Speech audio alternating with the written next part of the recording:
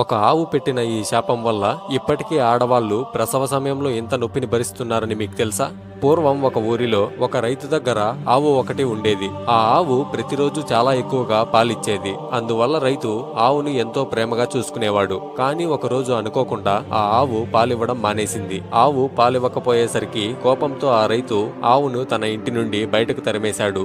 ఆవు ఎంతో బాధపడుతూ, భగవంతుడా, నువ్వు ఈ మనుషులకు ఇంత అహంకారము, ఇంత కఠినమైన మనస్సు ఎందుకిచ్చావు? ఆ రైతు నేను పాలిచ్చినన్ని రోజులు ఎంతో ప్రేమగా చూసుకున్నాడు. నేనొక్కరోజు పాలివ్వకపోయేసరికి నన్ను కొట్టి తరిమేశాడు అని అంటుంది. కొన్ని నెలల తర్వాత ఆవు ఒక దూడకి జన్మనిచ్చింది. అప్పుడే అక్కడికి ఒక అమ్మాయి రావడంతో, అమ్మ, నా బిడ్డనెత్తుకుని నా వీపు మీద పెట్టు, నేనిక్కడి నుండి వేరే చోటుకు తీసుకెళ్లాలి అని ఆవు ఆ అమ్మాయిని అడుగుతుంది. దానికి ఆ అమ్మాయి అప్పుడే పుట్టిన ఆ దూడను చూసి, చీచి, నీ బిడ్డ చూడడానికి ఎంతో దరిద్రంగా చండాలంగా ఉంది, దాన్ని నేనెత్తుకుని నీ వీపు మీద పెట్టాలా?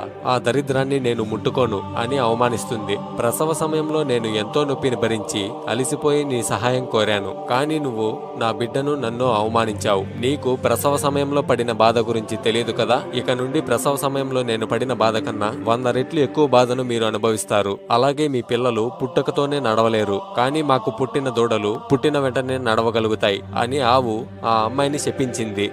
ఓం నమో నారాయణాయ అని కామెంట్ చేసి ఛానల్ కి సబ్స్క్రైబ్ చేసుకోండి.